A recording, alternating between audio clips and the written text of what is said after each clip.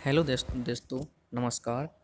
मैं आपका प्यारा मित्र इंद्रेश अपने यूट्यूब चैनल इंद्रेश कुमार साहू में आप सभी का हार्दिक स्वागत करता हूं। आज हम पढ़ेंगे डीएलएड थर्ड सेम अध्याय 14, जिसका नाम है व्रत। हमारा आज का टॉपिक है व्रत। हम आज व्रत के बारे में समझेंगे और उसे अच्छे से पढ़ेंगे भी। तो व्रत क्या है? तो हम पहले व्रत की परिभाषा जान लेते हैं। किसी एक निश्चित दूरी से समान दूरी पर स्थित बिंदुओं का बिंदुपथ व्रत कहलाता है। एक बिंदु निश्चित बिंदु है अपना, जैसे ओ मान लिया हमने, एक समान दूरी हमने दूसरा बिंदु मान लिया ए, और इसका एक बिंदुपथ मतलब इसका रास्ता, इस समान दूरी का रास्ता ये बिंदुपथ कहलाता है। यही इसका बिंदुपथ क्या कहलाता है? हमारा व्रत कहलाता है। ठीक, तो जो हमारा व्रत हो गया। अब व्रत में हमारी क्या होगी? त्रिज्या होगी, केंद्र होगा, जीवा होगी। तो इसके बारे में भी थोड़ा समझेंगे। जो हमारा बिंदु निश्चित था और स्थिर था उसे हम केंद्र कहते हैं। जैसे ओ है, हमारा एक निश्चित बिंदु था, और जो हमारा स्थिर बिंदु है, जो हमारा बिंदु गतिमान नहीं था। और गतिमान बिंदु कौन सा था? हमारा ए, इसका हमारा बिंदु पथ था। तो जो जो गतिमान नहीं है, जो निश्चित बिंदु था, वो हमारा क्या कहलाता है? केंद्र कहलाता है। ठीक, अब त्रिज्या क्या कहलाती है? केंद्र हम जान गए, और जी क्या इसका बिंदु पथ रास्ता, जब मैं क्या कहलाती है? परिधि कहलाती है। ये क्या कहलाती है? परिधि। ठीक, तो वृत्त के केंद्र और परिधि तक की बीच की दूरी हमारी त्रिज्या कहलाती है। क्या कहलाती है? त्रिज्या। केंद्र तथा वृत्त की परिधि के बीच की दूरी त्रिज्या कहलाती है। अब जीवा क्या कहलाती है? जीवा किसी वृत्त के परिधि पर स्थित दो बिंदुओं को मिलाने वाला रेखाखंड जीवा कहलाते हैं। जो हमारे क्या है? वृत्त हुआ, जहाँ परिधि हुई, परिधि में कोई दो निश्चित बिंदु हमने मान लिए, उनको मिलाने वाली रेखा क्या कहलाती है? हमारी जीवा कहलाती है। ठीक, वृत्त का व्यास सबसे बड़ी जीवा कहलाती है। ये हमारा इम्पोर्टेंट पॉइंट है, क्योंकि हमारा जब वृत्त होगा, जो केंद्र होगा, केंद्र से जो जीवा जाएगी वो हमारी क्या? व्यास कहलाती है। लेकिन ये क्या है? सबसे बड़ी जीवा भी कहलाती है। जी क्या व्यास क्या है? ये जीवा भी है हमारी व्यास। तो व्यास हमारी सबसे बड़ी जीवा होती है। ठीक, वृत्त के परिधि पर स्थित दो बिंदुओं को मिलाने वाला रेखाखंड जो केंद्र से होकर जाता है व्यास कहलाता है। क्या कहलाता है? हमारा व्यास कहलाता है, जो रेखाखंड हमारा केंद्र से होकर निकलता है। व्यास त्रिज्या का दुगना होता है। जैसे हमने देख लिया, जो हमारा वृत्त है, ये हमारा व्यास हो गया, जो हमारे बीच में केंद्र हो गया। ठीक है, जब हमारा केंद्र हो गया तो व्यास जो हो गई, त्रिज्या क्या होगी? दुगनी हो, क्योंकि ये भी त्रिज्या है और इस साइड की भी त्रिज्या है। तो दोनों को मिला देंगे तो हमारा व्यास बनेगा। इसलिए व्यास जो होता है त्रिज्या का दुगना होता है। ठीक, अब पढ़ेंगे हम त्रिज्य खंड क्या है। ठीक, तो त्रिज्य खंड में क्या होता है? त्रिज्य खंड में हमारी दो त्रिज्याएं और एक चाप। ठीक, वृत्त की दो त्रिज्याओं तथा एक चाप से बंद आकृति त्रिज्य खंड कहलाती है। जैसे हमारा चित्र बना हुआ है, आप चित्र में देख सकते हैं। ओ ए ओ बी हमारी दो त्रिज्याएं हैं, और ए बी हमारा चाप है। इससे बंद आकृति क्या है? त्रिज्य खंड कहलाती है। जी हिस्सा हमारा क्या है?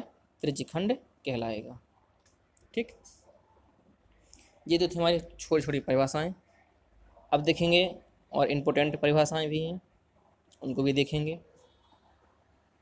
यदि हमारे स्टूडेंट को, यदि हमारे भैया बहनों को हमारी ये वीडियो यदि पसंद आती है तो हमारी वीडियो लाइक, शेयर और हमारे चैनल को सब्सक्राइब ज़रूर करें। अब हम पढ़ेंगे वृत्त खंड क्या है। ठीक, वृत्त के चाप और उसकी जीवा से घिरा क्षेत्र वृत्त खंड कहलाता है। जैसे हमारा जी वृत्त है, इसने क्या कहा, वृत्त की चाप, तो हमने एक चाप मान लिया, हमारा चाप हो गया, ठीक। और इसकी जीवा, ये जीवा हो गई, ठीक। से घिरा क्षेत्र, जो हमारा जो क्षेत्र घिरा है जो इससे, ये क्या हमारा वृत्त खंड कहलाएगा, ठीक। अभी हमने पढ़ा था त्रिज्यखंड, तो त्रिज्यखंड क्या था, दो त्रिज्याओं से और एक चाप से घिरा क्षेत्र हमारा त्रिज्यखंड कहलाता था। यदि चाप से घेर दें हम, किससे, जीवा से घेर दें, तो जीवा और चाप के बीच का भाग हमारा वृत्तखंड कहलाता है, ठीक। अब पढ़ेंगे कुछ इम्पोर्टेंट चीज़ें जो हमारे सवालों में यूज होनी है। जो हमने अभी तक पढ़ा वो जनरल नॉलेज के लिए था, हमारे कभी कभी बीटीसी के लिए में एक एक नंबर में बहुविकल्पी में पूछ लिए जाते हैं। लेकिन ये अब यहाँ से हमारा शुरू होता है इम्पोर्टेंट क्वेश्चन जो सवालों में यूज होना है, इसे हम बहुत अच्छे से समझेंगे। तो हम देखेंगे, अर्धवृत्त का कोण समकोण होता है। अर्धवृत्त पर बना कोण कैसा होता है, समकोण होता है। हमने पहले बनाया चित्र, ए भी हमारा व्यास हो गया, जो ए भी हम व्यास है जो हमारे वृत्त को दो बराबर भागों में बांटता है, तो आधा भाग हमारा अर्धवृत्त कहलाता है। जिसमें ये पूरा वृत्त हो गया, पूरा वृत्त में हम व्यास खींच दें तो हमारा इसमें जो वृत्त होगा दो टुकड़ों में बट जाएगा। तो अर्धवृत्त, ऊपर वाला हिस्सा हमने अर्धवृत्त मान लिया, नीचे वाला हिस्सा भी अर्धवृत्त कहलाएगा। तो अर्धवृत्त पर बना कोण कैसा होगा, समकोण होगा। जैसे हम अर्धवृत्त पर हम कोण बनाएंगे, जिसमें कहोगा 90 का कोण होगा। तो कोण ए सी बी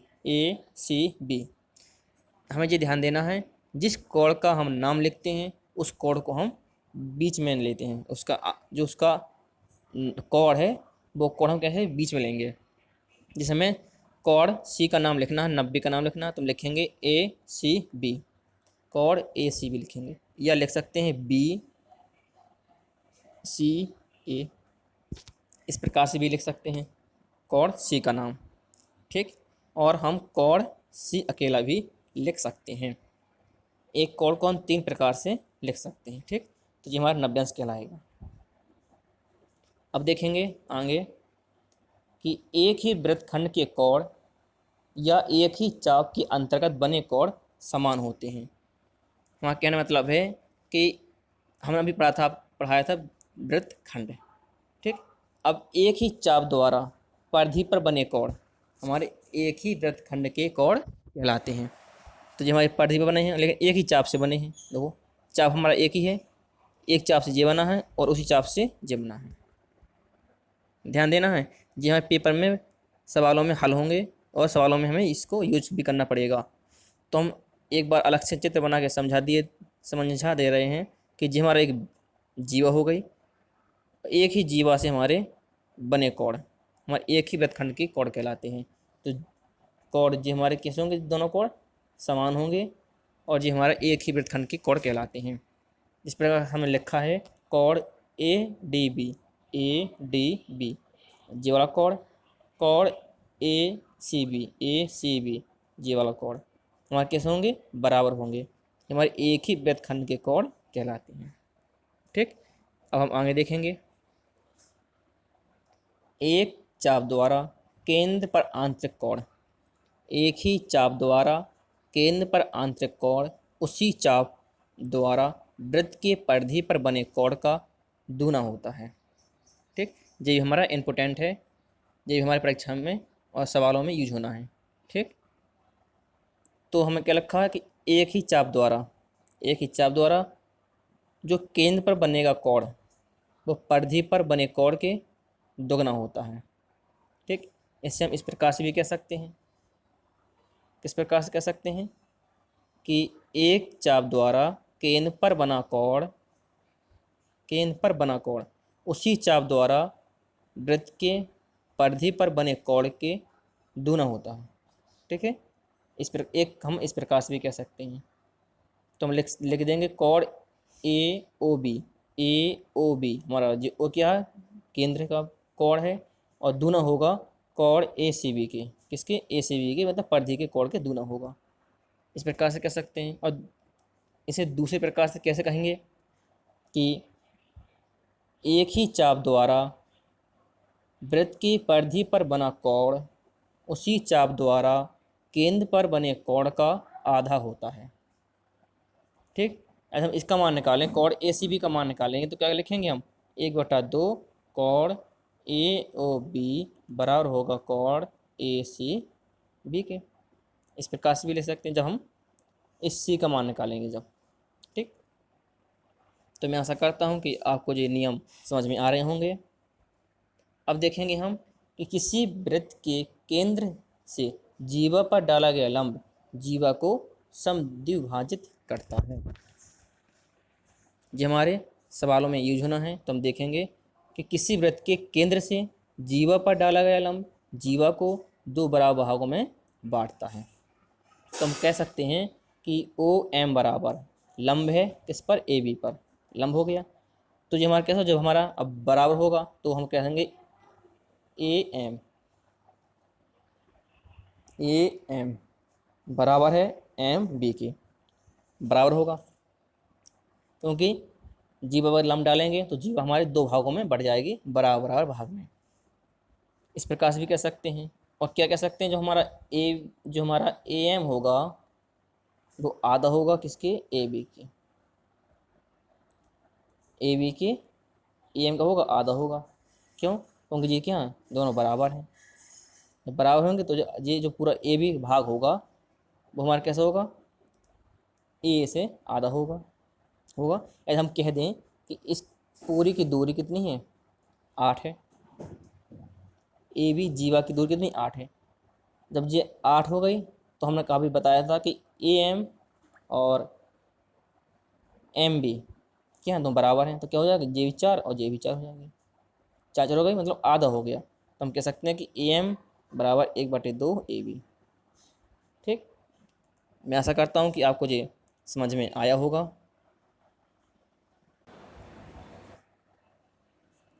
हम आशा करते हैं कि आपको ये पॉइंट आपको समझ में आया होगा। ठीक, एक बार और समझाने दे रहे हैं। केंद्र से जीवा पर डाला गया लंब जीवा को समद्विभाजित करता है, अर्थात 2 बराबर भागों में बांटता है। जैसे कि हम कहते हैं हमारी 8 पूरी हमारी दूरी है, तो जो हमारे 2 बराबर भागों में बांट रहा तो जे भी 4 और ए भी 4 हो जाएगा, मतलब हमारा ए एम 4 होगा और एम बी भी कैसे होगा, 4 होगा। 4 हुआ मतलब क्या, वो आधा हुआ। तो हम कह सकते हैं कि जो हमारा ए एम है 1/2 होगा किसके, ए बी के। हम ए बी के मान रखेंगे 8, तो 8/2 बराबर कितना हुआ, 4 आया हमारा 4, तो ये हमारा आधा होता है। ठीक, अब देखेंगे हम आगे चक्रीय चतुर्भुज। ठीक, चक्रीय चतुर्भुज क्या कहलाता है, इसको भी हमें समझना है। ये हमारे एग्जाम में पूछा जाता है और इसका हमें सवाल भी हल करने हैं। ऐसा चतुर्भुज जिसके चारों शीर्ष किसी वृत्त की परिधि पर स्थित हों। कैसा, ऐसा चतुर्भुज जिसके चारों शीर्ष मतलब चारों कोने किसी वृत्त की परिधि पर स्थित हों उसे हम चक्रीय चतुर्भुज कहते हैं। आप इस चित्र के माध्यम से देख सकते हैं। जो हमारा चतुर्भुज है एक वृत्त की परिधि पर स्थित है, इसे हम चक्रीय चतुर्भुज कहेंगे। इसका एक गुण हम आपको बता रहे हैं क्या होता है कि एक चक्रीय चतुर्भुज के विपरीत कोणों का योग 180 अंश होता है। विपरीत कोण कहें या सम्मुख कोण कहें, क्या कहें, सम्मुख कोण, बात है एक ही है। ठीक, विपरीत कोण जो हमारे विपरीत कोण हुए और ये हमारे सम्मुख कोण, सम्मुख मतलब आमने सामने का कोण। ठीक, आमने सामने के कोण हमारे का योगफल हमारा कितना होता है, 180 अंश होता है। हमने जो लिखा भी है, आप इसमें देख सकते हैं। पहला कोण ए सी बी जी वाला कोण, और कोण प्लस ए डी सी जी वाला कोण का योग कितना दिया है हमारा, 180 अंश। ठीक, इस प्रकार से हमारा कोण ए और कोण सी भी हमारा 180 अंश होगा। इस प्रकार से ये हमारे कुछ इम्पोर्टेंट पॉइंट्स थे जो हमारे समाप्त हुए। अब हम देखेंगे सवालों पर चर्चा करेंगे। इससे पहले हम एक नज़र इसमें डाल लेते हैं पाइथागोरस प्रमेय पर भी। पाइथागोरस प्रमेय हमारी हमेशा समकोण पर ही लगती है। जहाँ पर हमारा समकोण त्रिभुज बनेगा वहीं पर हमारा ये पाइथागोरस प्रमेय का सूत्र लगेगा। ठीक, जैसे हम कह दें, जो हमारा चित्र बना हुआ है आप चित्र में देख सकते हैं, ओ एम लंब है, आपको मैंने आगे पहले भी चर्चा इसमें कर चुका हूँ। ए बी पर ये ओ एम लंब है, ये हमारी त्रिज्या हो गई, ओ ए त्रिज्या है। तो ये हमारे क्या बना, त्रिभुज बना। कौन सा त्रिभुज, ए एम ओ, त्रिभुज ए एम ओ। ठीक, ये क्या है, एक बनेगा त्रिभुज, और जो हमारा नब्यांश का होता है लंब डालते हैं इसमें हम, तो नब्यांश होगा। तो इसमें हम लगाएंगे सूत्र, कर्ण स्क्वायर बराबर लंब स्क्वायर प्लस आधार स्क्वायर। कर्ण हमारा नब्यांश के सामने की भुजा होती है, आधार ये वाला होता है, और लंब इसमें हम लंब डालते हैं नब्यांश का कोण, जहाँ हमारा नब्यांश का कोण बनता है वो हमारा लंब कहलाता है। ठीक, इस प्रकार के हमारे सवाल पूछे जाते हैं और हम आपको सवाल बताएंगे भी। तो आगे अब सवालों पर चर्चा करते हैं। जैसे इसमें हमारा पहला सवाल दिया गया है कि पार्श्व चित्र में कोण ए ओ सी 110 है।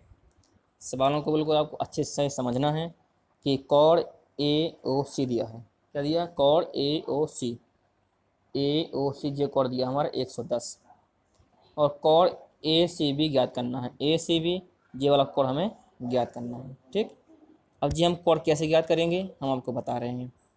पहले हम ए डी सी को हम डॉट डॉट में मिला देंगे। ठीक, तो हम पहले लिखेंगे कोण ए और सी हमारा 110 दिया था, हम पहले ये डी का मान निकालेंगे, ए डी सी का मान निकालेंगे पहले। ठीक, ए डी का मान, जब डी का मान निकालेंगे तो हमारा क्या हम लिखेंगे, ए डी सी बराबर 1/2 कोण ए ओ सी। ये क्या है, एक ही जीवा से परिधि पर बना कोण केंद्र पर बने कोण का आधा होता है। ठीक, परिधि पर बना कोण केंद्र के बने कोण का आधा होता है जब हमारा एक ही जीवा हो। जीवा कैसी, हमारी एक ही जीवा है, देखो एक जीवा आ रही है हमारी, एक जीवा पर हमारा जे कोण बना है और जो हमारा केंद्र पर भी कोण बना है। तो परिधि पर बना कोण केंद्र के बने कोण का आधा होता है। तो हम परिधि का कोण निकाल रहे हैं पहले, तो कोण ए डी सी निकालेंगे तो 1/2 गुणा 110 काटेंगे तो हमारे ए डी सी हमारा कितना आएगा, 55, आधा होता है, आधा आ गया 55। ठीक है, अब हमें कौन सा कोण निकालना था, अब कोण निकालना था हमें बी। ठीक है, बी कोण निकालना है। अब हम इसमें देख सकते हैं कि ए बी सी डी ये क्या है, यहाँ चक्रीय चतुर्भुज बन रहा है, बनेगा चक्रीय चतुर्भुज क्योंकि इसके चारों शीर्ष वृत्त की परिधि पर स्थित हैं। ठीक, ये हमारा कैसा होगा, चक्रीय चतुर्भुज होगा। और हमने आपको बताया था कि चक्रीय चतुर्भुज में सम्मुख कोणों का योग 180 अंश होता है, तो डी और बी का योग क्या होगा हमारा, 180 अंश होगा। तो हमें यही लिखना है इसमें कि ए सी डी एक चक्रीय चतुर्भुज है। ठीक, फिर हम लिखेंगे कोण ए डी सी प्लस कोण ए बी सी बराबर 180 अंश, सम्मुख कोणों का योग 180 अंश होता है। हम ए डी सी का मान निकाल चुके हैं, यहाँ पर रख देंगे, 55 आएगा, प्लस ए बी सी का हमें मान ज्ञात करना है बराबर 180। इस 55 का हम पक्षांतर कर देंगे तो हमारा ए बी सी आएगा 125। ठीक है, इस प्रकार से हम सवालों को हल करते हैं। अब देखेंगे हम अगला सवाल। हमारा अगला सवाल क्या कह रहा है कि पार्श्व चित्र में ए ओ बी वृत्त का व्यास है। क्या, ए ओ बी क्या है, वृत्त का व्यास है। ये व्यास हो गया तो हमारा वृत्त जो हो गया दो बराबर भागों में बढ़ गया। यदि कोण बी सी ए 65 दिया है, बी सी ए 65 दिया है और ए बी सी ज्ञात करना है, ए बी सी ये बी कोण हमें ज्ञात करना है। तो हम पहले लिखेंगे जो हमारा मान दिए गए हैं, कोण बी ए सी बराबर 65, कोण A B C question mark. अब हम लिखेंगे क्या, हमारा एक कोण दिया गया है, एक कोण हमें निकालना है। ये हमारा ए बी सी क्या है, एक त्रिभुज बन रहा है। यदि हमें त्रिभुज के तीनों दो कोण मालूम चल जाएं तो हम तीसरा कोण निकाल सकते हैं। तो कोण ए सी बी ACB आप देखना है कि ये कोण कहाँ बन रहा है, ACB ये कोण हमारे यहाँ बन रहा है। ये कैसे होगा, 90 अंश का होगा। क्यों, क्योंकि अर्धवृत्त पर बना कोण समकोण होता है। ये हमारा अर्धवृत्त है और इसमें हमारा ये कोण बन रहा है, तो ये क्या है, 90 होगा। ठीक है, अब हमारे दो कोण मालूम चल गए, एक C कोण और एक A कोण, B कोण हम निकाल सकते हैं। अब हम देखेंगे त्रिभुज ABC में, देखो त्रिभुज ABC में देखेंगे तो त्रिभुज के तीनों कोणों का योग 180 अंश होता है। तो हम लिखेंगे कोण CAB, ये B वाला कोण हो, A वाला कोण हो गया, प्लस कोण ABC में हमारा जो B वाला कोण हो गया, कोण BCA ये हमारा C वाला कोण हो गया। तीनों का योग हमारा 180 अंश होगा, क्योंकि हम जानते हैं कि त्रिभुज के तीनों कोणों का योग 180 अंश होता है। अब हम सबके मान रख देंगे। CAB 65 दिया है, प्लस ABC में ज्ञात करना है, प्लस BCA 90 दिया है। ठीक है, अभी हमने निकाला था 90 अंश, 90 लिख लिया बराबर 180 अंश। कोण ABC, इन दोनों कोणों को हम जोड़ देंगे क्योंकि ये दोनों काय में प्लस में है, तो 155 हो जाएगा बराबर 180।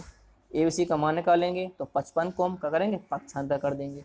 तो पक्षांतर करने पर चिन्ह बदल जाते हैं, तो कोण ABC बराबर कितना आएगा, 25 आएगा। ठीक, क्या हो जाएगा, माइनस हो जाएगा, घटेगा, घटे में 25 आएगा। इस प्रकार से हमारा ABC हमारा 25 आ गया। हम सवालों को इस प्रकार से लगाते हैं। अब हम देखेंगे तीसरा क्वेश्चन। पास चित्र में ओ वृत्त का केंद्र है, वृत्त की त्रिज्या 5 सेंटीमीटर दी है, वृत्त की जीवा 6 सेंटीमीटर है, तो वृत्त का लंब ज्ञात कीजिए।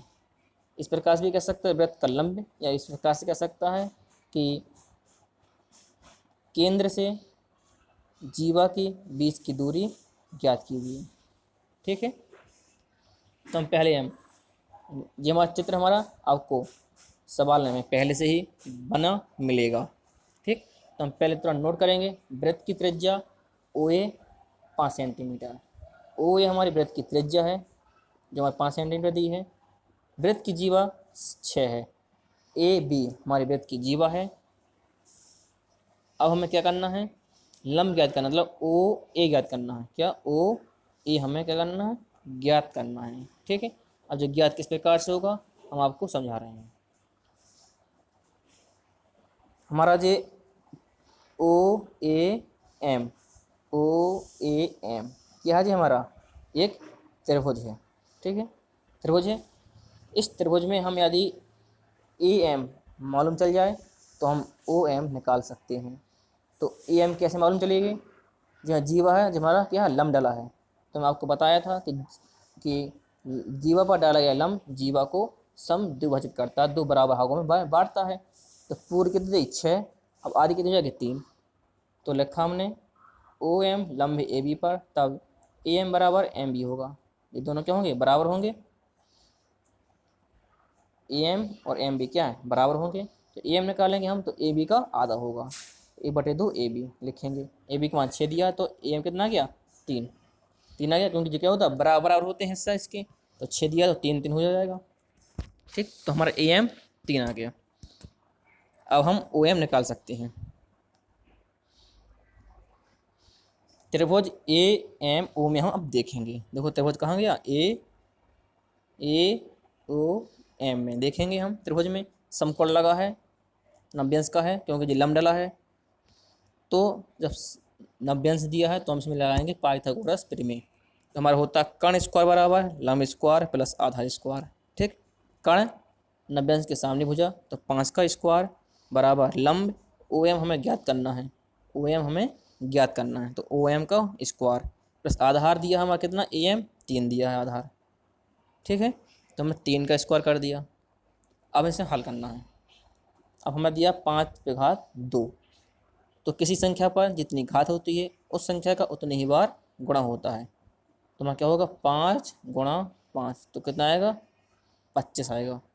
ठीक, बराबर OM का स्क्वायर प्लस 9, 3 का बार करेंगे तो 9 आएगा, 3 गुणा 3, तो हमारा आएगा 9।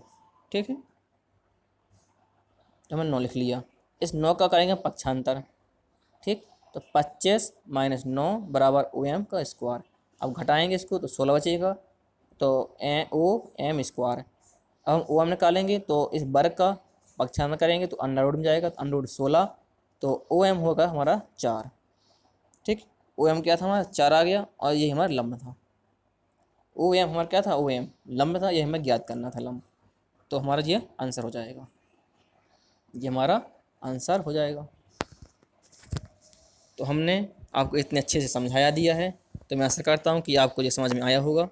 यदि कोई भी सवाल आपको समझ में नहीं आए तो हमारे कमेंट बॉक्स में कमेंट कर सकते हैं, तो मैं आपको दोबारा समझाने का प्रयास ज़रूर करूँगा। अब हम देखेंगे यही सवाल हमारा दूसरा है कि एक वृत्त में एक 10 सेंटीमीटर लंबी जीवा खींची गई है। तो ए भी हमारी जीवा है जो हमारी 10 सेंटीमीटर है। वृत्त के केंद्र से दूरी 12 मीटर है, 12 सेंटीमीटर है। तो केंद्र से दूरी कितनी है, 12, तो हमारी लंब दिया गया है 12। ठीक है, वृत्त की त्रिज्या ज्ञात कीजिए। अब हमें यहाँ पर ओ ए ज्ञात करना है। ठीक, पहले हमें पहले वाला सवाल क्या करना था, लंब ज्ञात करना था, ओ एम ज्ञात करना था। अब करना हमें त्रिज्या ज्ञात, कोई दिक्कत नहीं है, वही मेथड है, वही नियम लगाना है। ठीक है, तो लगाएंगे हम। ओ एम दिया हमारा 12 सेंटीमीटर, लंब दिया 12 सेंटीमीटर, ओ ए त्रिज्या ज्ञात करनी है।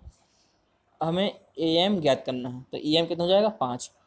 ठीक है, ई एम कितना होगा हमारा 5, मुझे पूरी 10 दी है, तो ये हमारी आधी आधी हो जाती है, तो 5 5 हो जाएगी ये। ठीक है, तो हमारे 5 सेंटीमीटर हमारा ई एम निकल आया। अब हमारी दो भुजाएं ज्ञात हो गई, एक 12 और एक ए एम 5। ठीक है, इसमें फिर हम पाइथागोरस प्रमेय लगा देंगे। त्रिभुज ए ओ एम में देखेंगे तो कर्ण स्क्वायर प्लस लंब स्क्वायर आधा स्क्वायर हो जाएगा। ठीक, इसमें अब क्या निकालना, हमें कर्ण निकालना था। क्या निकालना था, त्रिज्या, क्योंकि हमारा ये चित्र बना हुआ था ऐसा। ठीक है, ये हमारा चित्र था, ओ एम ए बी था। त्रिज्या हमारी ये ओ ए थी, ये हमारी कर्ण हो गई बनेगी, त्रिज्या हमारे कर्ण बनेगी। ठीक है, कर्ण हमें ज्ञात करना है, तो ये हमारा स्क्वायर होगी बराबर लंब स्क्वायर। लंब हमारा जब 12 दिया था, तो 12 का स्क्वायर प्लस आधा दिया हमारा 5, तो 5 का स्क्वायर कर देंगे हम। ठीक है, तो 12 का गुणा करेंगे हम, 12 गुणा 12 दो बार, क्योंकि इसमें 2 घात लगी है, तो आएगा 144। 144 लिख दिया, प्लस 5 का वर्ग 25, दोनों जुड़ जाएंगे हम, जुड़े पर 169 हो जाएगा। तो ओ ए ज्ञात करना, तो अंडर रूट 169 हो जाएगा। ठीक, तो ओ ए आ गया 13। अब ओ ए क्या थी, हमारी त्रिज्या थी, क्या थी, त्रिज्या, तो हमारा ये 13 सेंटीमीटर हमारा आंसर होगा। ठीक, मैं आशा करता हूँ कि आपको ये वीडियो समझ में आ रही होगी। अब देखिए अपना नेक्स्ट सवाल। अब नेक्स्ट सवाल क्या कह रहा है, दिए गए चित्र में ओ वृत्त का केंद्र है। ठीक, यदि कोण ओ सी बी 40 दिया है, ओ सी बी 40 है। हम देखेंगे यहाँ पर, तो कोण ओ सी बी 40 दिया है, ओ बी सी 40 दिया है। अब हमें कोण बी ए सी ज्ञात करना है, बी ए सी, ये कोण हमें ज्ञात करना है। तो इसको हम किस प्रकार से ज्ञात करेंगे वो आपको समझना है। ठीक, पे हम नोट करेंगे, कोण ओ बी सी 40 दिया है, बी एस सी ज्ञात करना है, तो क्वेश्चन मार्क लगा दिया। ठीक, अब ये ज्ञात करने से पहले हमें ज्ञात होना चाहिए, केंद्र का कोण ज्ञात होना चाहिए, क्योंकि हम जानते हैं कि परिधि पर बना कोण केंद्र के बने कोण का आधा होता ना, हम जानते हैं। तो यहाँ पर हमें पहले केंद्र का कोण ज्ञात होना जरूरी है।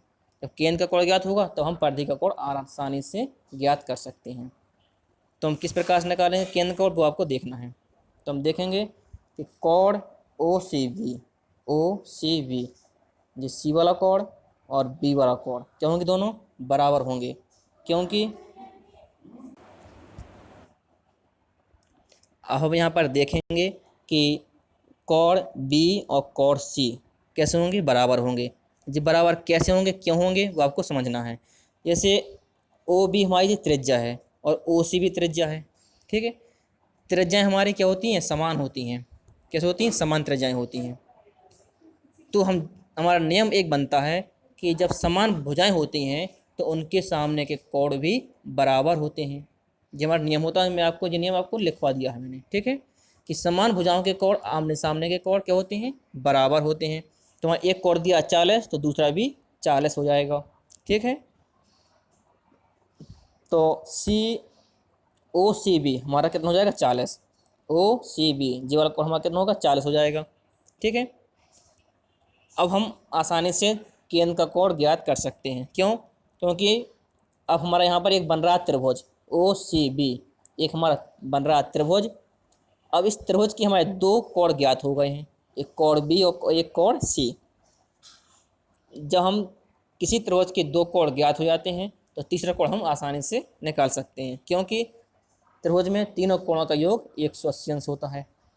तो हम लिखेंगे कोण O B C, O B C B का नाम रखा, प्लस कोण B C O, B C ओ जो सी का नाम भी लिख लिया हमने, प्लस कोण सी O B, C O B जी सी ओ बी मतलब ओ का भी नाम लिख लिया।